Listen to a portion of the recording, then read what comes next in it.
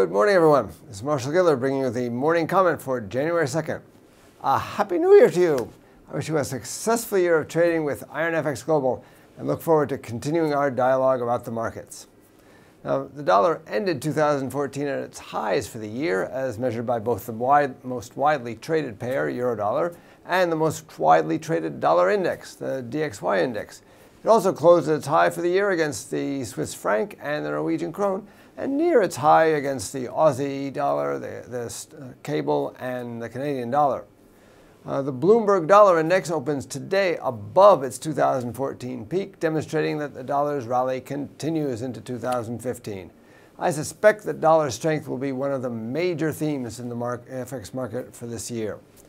Now, the Kiwi was the biggest loser in the G10 overnight, with the Australian dollar not far behind after China's official purchasing managers index fell to 50.1 in December from 50.3 in November. I expect slowing Chinese growth to be another major theme for 2015, and therefore these two currencies to remain weak. Everyone's expecting the ECB to launch a quantitative easing program at some point this quarter, if not at the January 22nd meeting. Yet, Netherlands Central Bank Governor Klaus Knot Wednesday seemed doubtful about it because of the politics. He said, as long as Europe isn't politically willing to share more risks within the Eurozone, it's not up to us to take such a decision ourselves via the back door. In fact, the ECB may have to delay quantitative easing anyway because of the Greek election.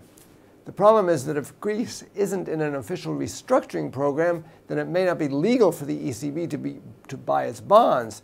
And if the ECB can't buy the bonds of all the members of the Eurozone, then it may not be able to buy any of them. That could help the euro. After all, if anticipation of a quantitative easing program caused the euro to fall, then in theory, the absence of a QE program should cause it to rise. However, I believe it would make things worse for the euro.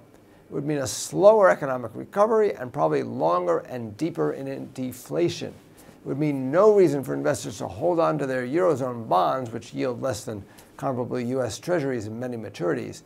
It could mean disorderly markets. As for today, it's PMI day for the rest of the world. It starts with the manufacturing PMI figures for December from several European countries, including the UK, and the final figure for the Eurozone as a whole. As usual, the final forecasts for France, Germany, and Eurozone are the same as the initial estimates. The UK manufacturing PMI is estimated to have increased slightly. In the US, the final market manufacturing PMI and the ISM manufacturing index are to be released. Usually the market pays more attention to the ISM index, which is estimated to have declined. Nevertheless, investors may want to start the year by reestablishing their dollar long positions after the holidays, so I'm not sure the dollar is going to suffer. For more information, including technical analysis, please read the full comment on IronFX.com. You can also follow us on Twitter, like us on Facebook, subscribe to our YouTube channel, or circle us on Google+ to get more trading ideas. This is Marshall Giller, Head of Global FX Strategy at IronFX Global, wishing you a Happy New Year and a year of solid trading.